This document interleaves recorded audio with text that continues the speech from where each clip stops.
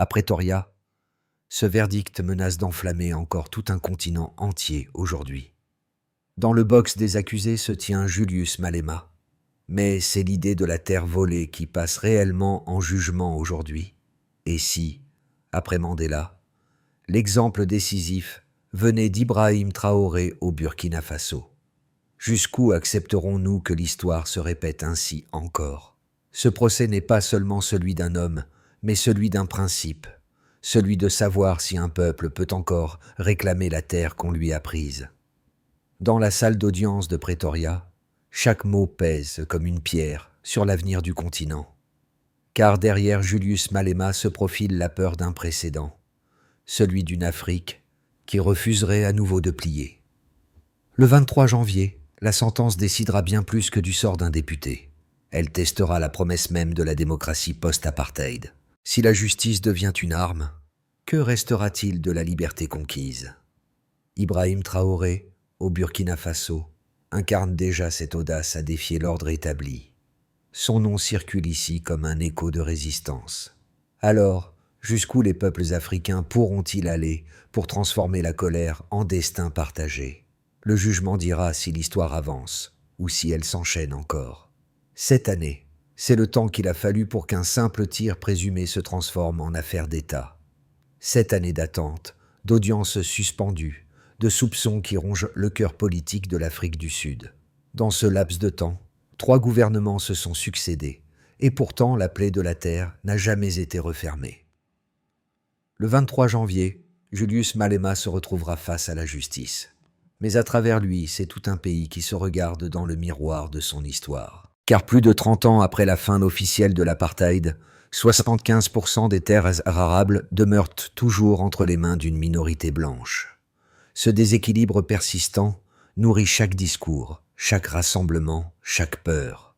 Dans les rues de Pretoria, les drapeaux rouges de l'EFF se mêlent aux chants d'une génération qui n'a connu la liberté qu'en théorie. Les tribunaux deviennent alors des théâtres de mémoire. On y juge moins les faits que la capacité d'un peuple à réclamer ce qui lui revient. Les procureurs invoquent la loi, mais le peuple invoque la justice. C'est là que le nom d'Ibrahim Traoré surgit comme un symbole. Au-delà des frontières, il incarne ce que Malema revendique, une souveraineté réelle, pas seulement proclamée. Lorsque des jeunes d'Accra, de Lagos ou d'Ouagadougou crient leur slogan, ils ne défendent pas 2 hommes, mais une idée unique, celle d'une Afrique qui se redresse. Dans le vacarme des caméras et le silence pesant des bancs en bois, la question demeure. Ce procès vise-t-il un individu ou cherche-t-il à contenir une révolte latente? Ce jour-là, à Pretoria, les chaînes de l'histoire résonneront peut-être à nouveau. Mais une chose est sûre, l'Afrique, elle, écoute.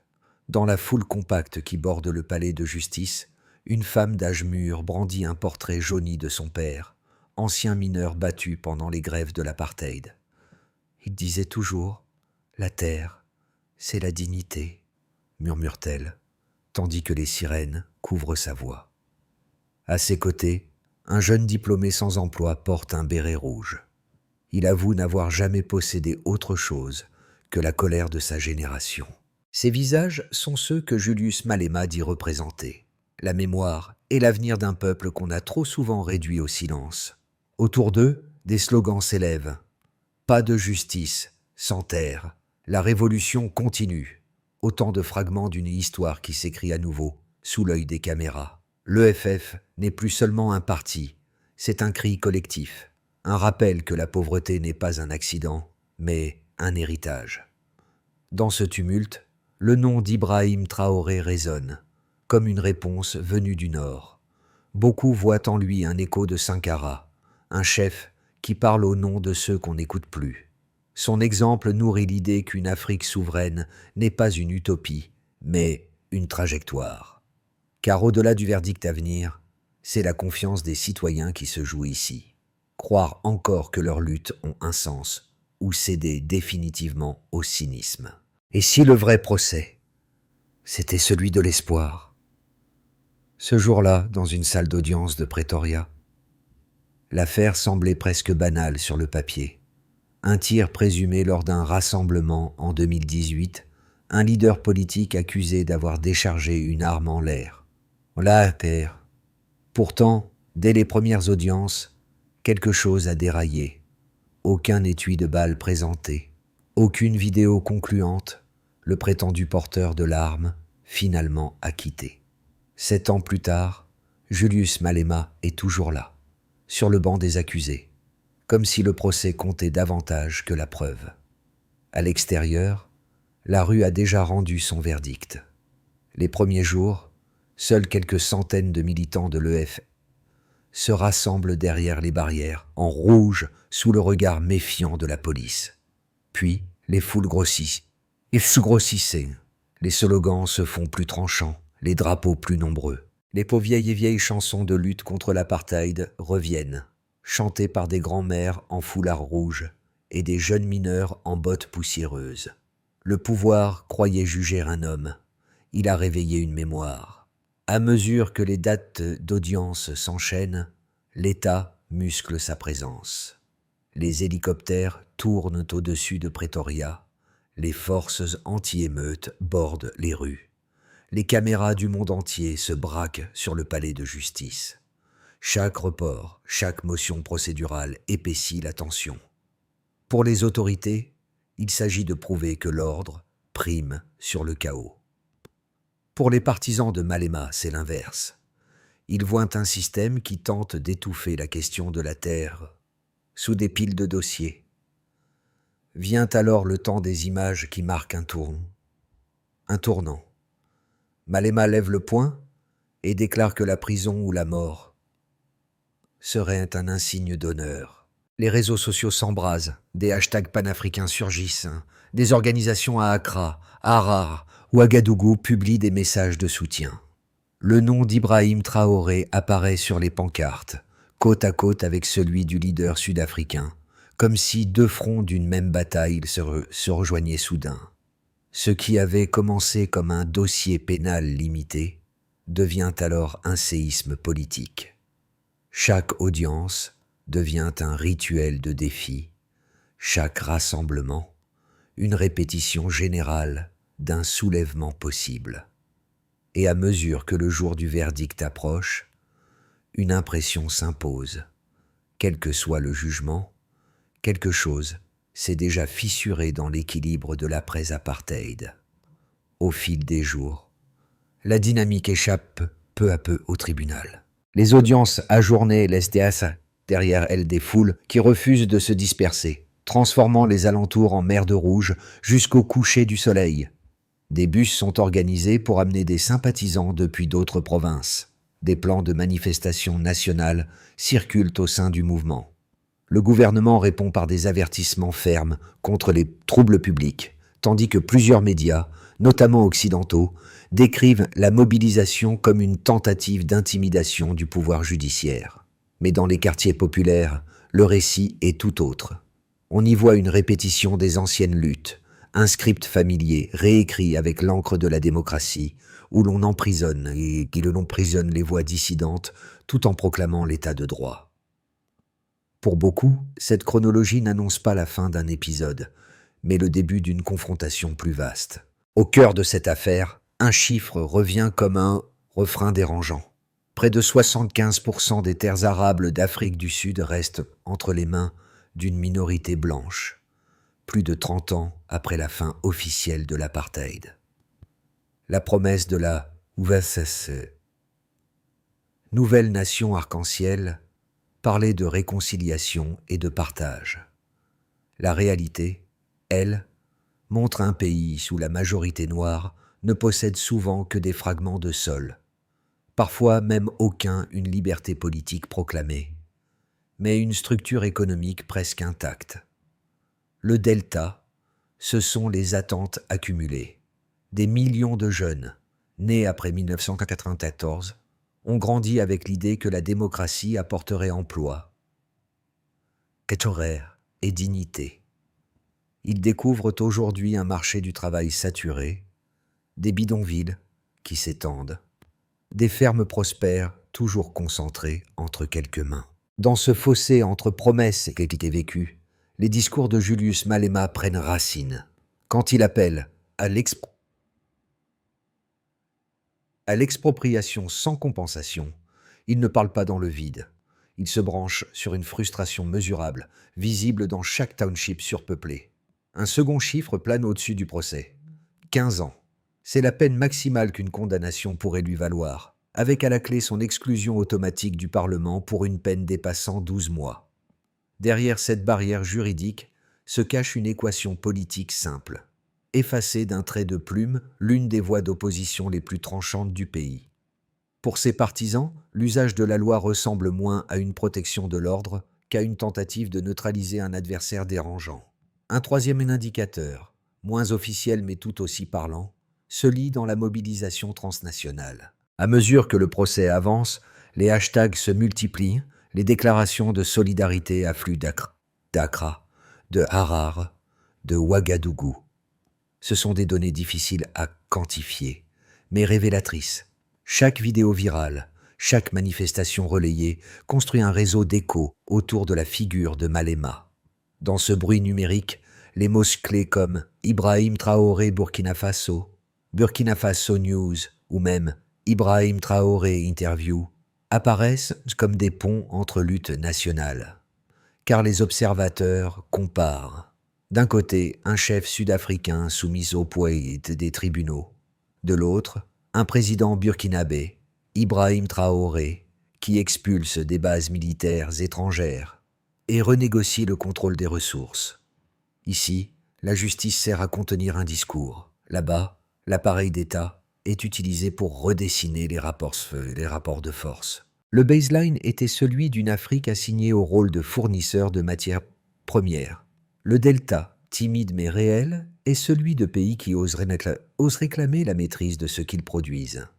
Ces éléments, pris ensemble, donnent une texture chiffrée à ce qui pourrait autrement sembler purement émotionnel. Le pourcentage des terres, la durée de la procédure, la menace pénale, l'ampleur des mobilisations. Chaque donnée appuie l'idée que le procès de Julius Malema dépasse la simple question d'un tir présumé. Il devient le baromètre d'un déséquilibre persistant et d'une impatience croissante. Et si finalement, la statistique la plus décisive n'était pas celle des hectares ou des années de prison, mais le nombre de citoyens prêts à ne plus accepter cet écart entre droit proclamé et réalité vécue. Pour comprendre la portée de ce procès, il faut d'abord prendre au sérieux l'argument de ceux qui le défendent. Pour eux, Julius Malema n'est pas un symbole, mais un justiciable comme un autre. Dans un État qui se veut fondé sur la Constitution, quiconque manipule une arme en public doit répondre de ses actes, surtout lorsqu'il s'agit d'un responsable politique. Laisser passer un acte perçu comme irresponsable, même sans blesser, reviendrait à envoyer un signal dangereux, celui que certains leaders seraient au-dessus des lois.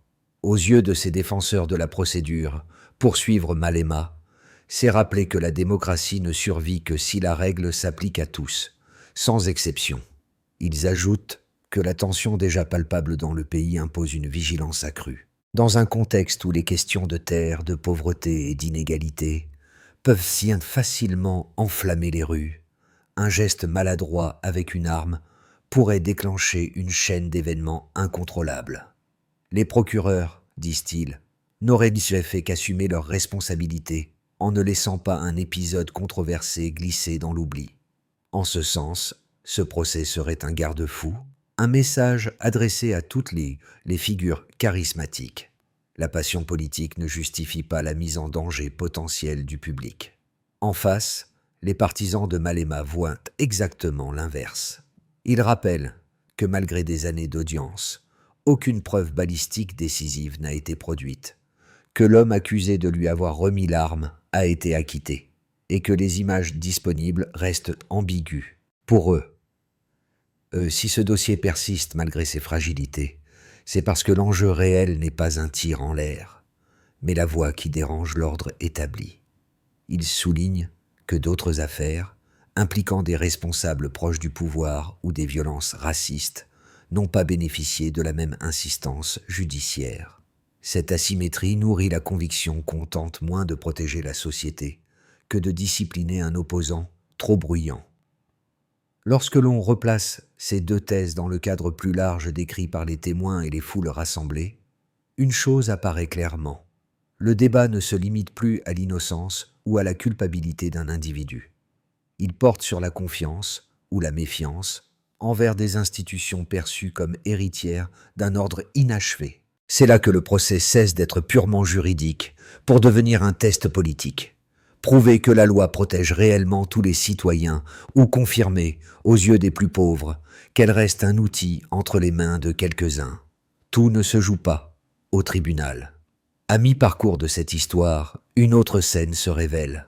Celle des capitales étrangères, où l'on observe le procès de Julius Malema non comme un simple dossier sud-africain, mais comme un signal stratégique.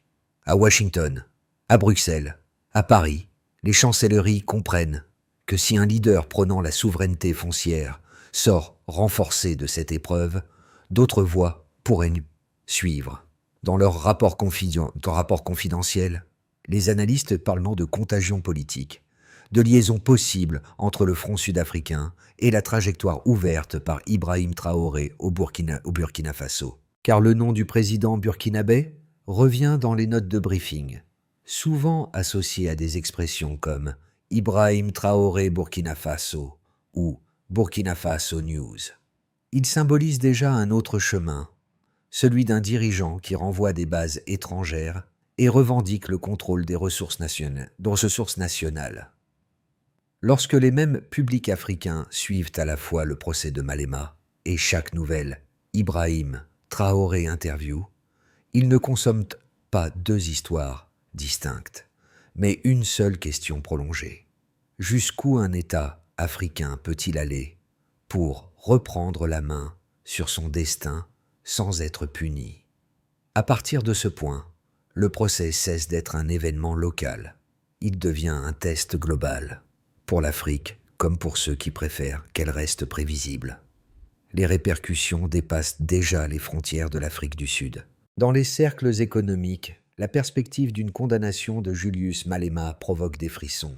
Les marchés craignent une instabilité politique durable. Les investisseurs redoutent une chute du rang.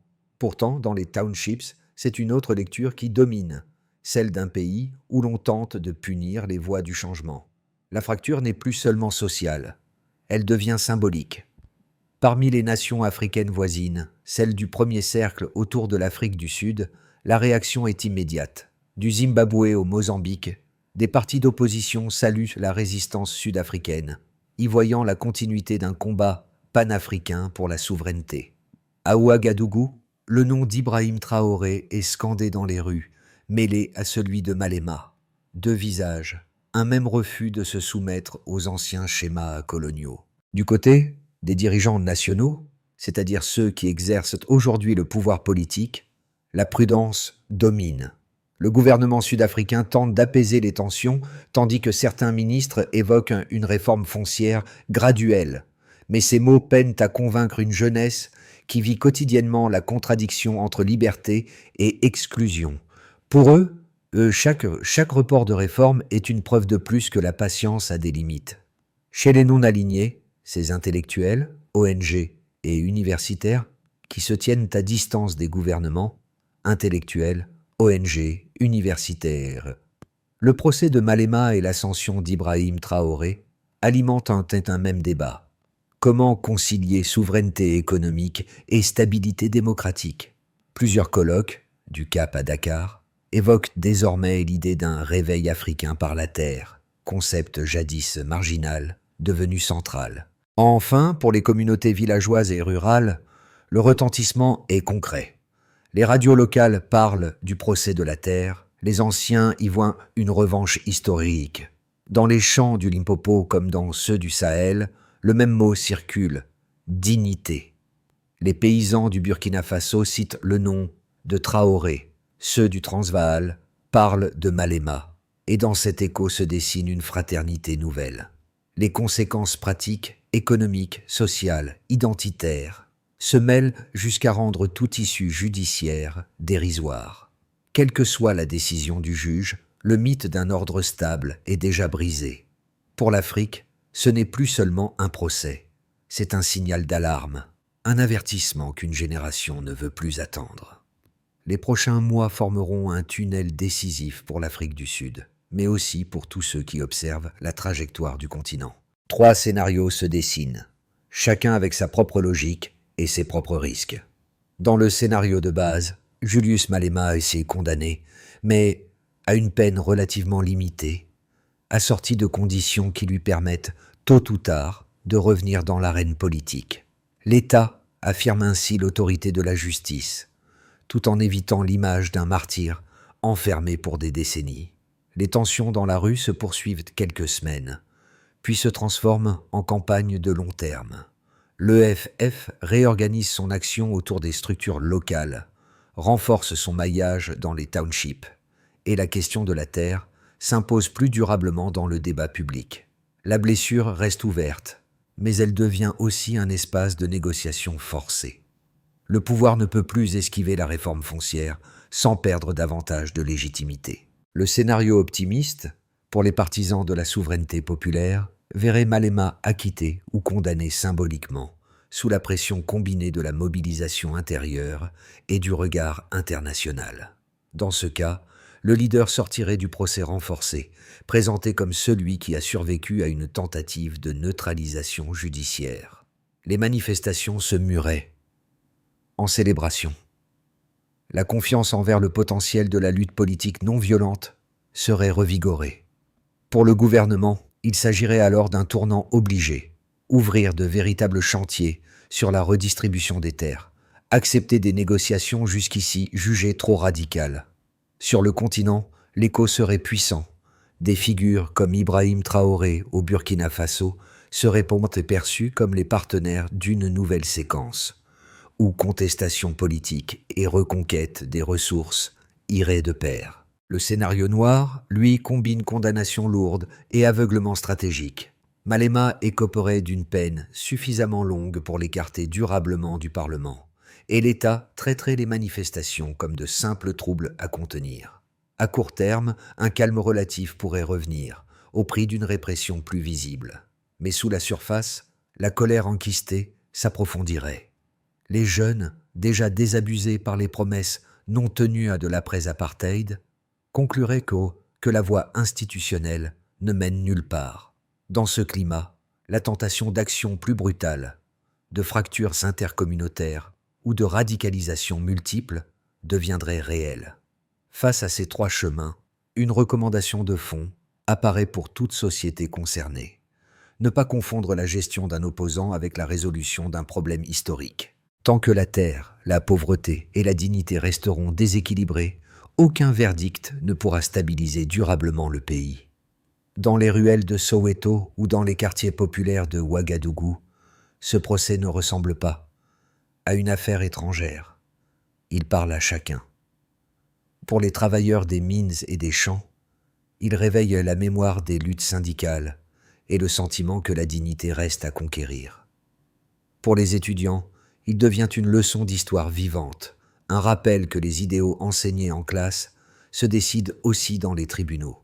Pour les mères pères de famille, c'est la peur d'un retour au temps où l'on devait se battre pour exister dans son propre pays. Des vidéos circulent.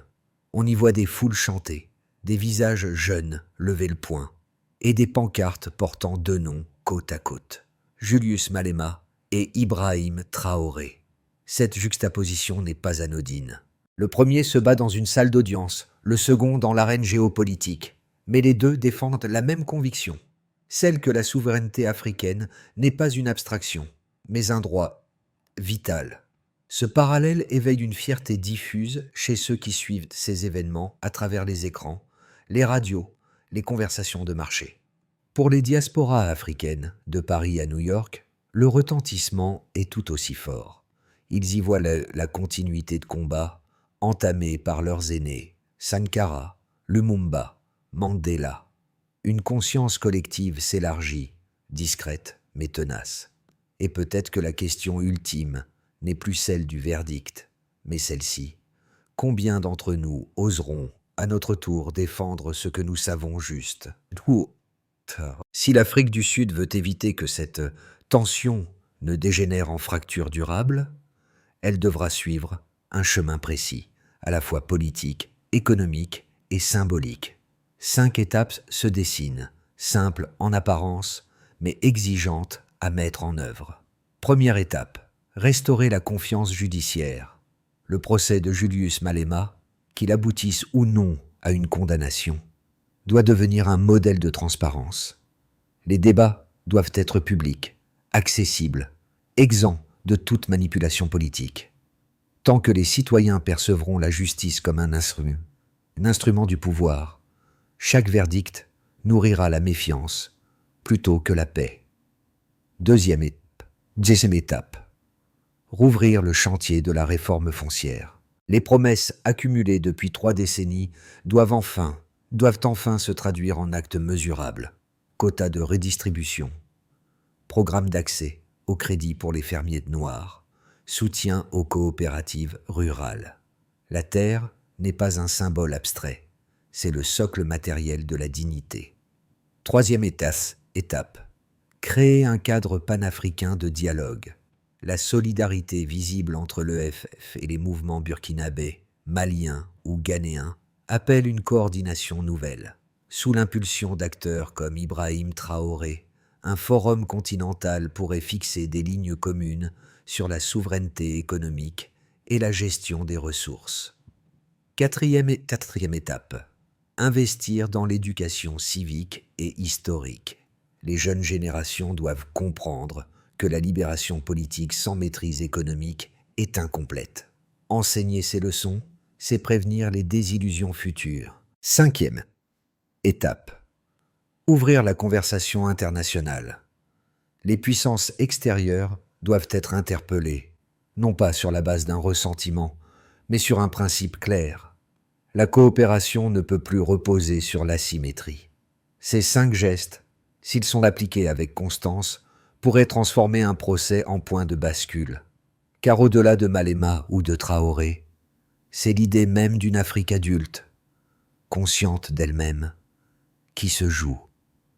Le soir du verdict, la lumière déclinante sur Pretoria rappellera sans doute à beaucoup d'autres fins de journée gravées dans la mémoire du continent. Là où autrefois Nelson Mandela sortait d'une prison pour entrer dans l'histoire, Julius Malema s'avance vers une sentence encore inconnue. Mais l'écho est là, amplifié par les voix qui refusent de se taire. Dans la foule, des femmes âgées entonnent les mêmes chants que lors des marches de 1986, pendant que des jeunes agitent leur téléphone pour diffuser chaque instant en direct. Le passé et le présent se mêlent comme 2 battements d'un même cœur. Au Burkina Faso, au même moment, Ibrahim Traoré s'adresse à ses citoyens dans un discours sobre. Il parle de dignité, d'unité, de responsabilité. Ces mots résonnent étrangement avec les images venues de Pretoria. 2 hommes, 2 contextes, mais une même conviction que la souveraineté ne se mendie pas. Leur lutte, séparée par des milliers de kilomètres, s'éclaire mutuellement. Ce fil invisible relie les capitales africaines, les villages, les diasporas, dans une conversation silencieuse que ni les murs ni les frontières ne peuvent interrompre. Quand les caméras s'éteindront, il restera peut-être un simple murmure, celui d'un peuple qui apprend encore à croire en lui-même. La salle d'audience se videra, mais le récit, lui, continuera de voyager, dans les esprits, les mémoires, les futures résistances. Parce qu'en Afrique, chaque procès politique devient une parabole sur la liberté, et chaque voix réduite au silence donne naissance à 10 autres. Les idées, elles, ne se jugent pas, elles se propagent. Dans un monde saturé de nouvelles éphémères, certaines histoires refusent de disparaître. Celle de Julius Malema et d'Ibrahim Traoré appartient à cette catégorie. Elle nous renvoie à ce que signifie réellement la liberté, non pas une liberté de façade, mesurée par des bulletins de vote, mais une liberté vécue, enracinée dans la justice et la dignité. Leurs noms ne sont pas seulement des étendards politiques, ils sont devenus des miroirs, dans lesquels chaque Africain peut voir le reflet de ses propres attentes. Partager cette histoire, c'est prolonger sa portée. Ce n'est pas un appel à la colère, mais à la lucidité. car comprendre les mécanismes qui enferment encore un continent dans ses chaînes, c'est déjà commencer à les briser. Les mots, les récits, les discussions sont les outils d'une émancipation collective, plus puissants que les armes et plus durables que les slogans. Alors, que retiendrons-nous de ce procès? Qu'il s'agissait d'un épisode judiciaire parmi d'autres, ou du moment où une génération entière a décidé de ne plus détourner le regard? La réponse ne dépend pas des juges, mais de chacun de nous. Et vous, que ferez-vous maintenant de cette vérité qui persiste?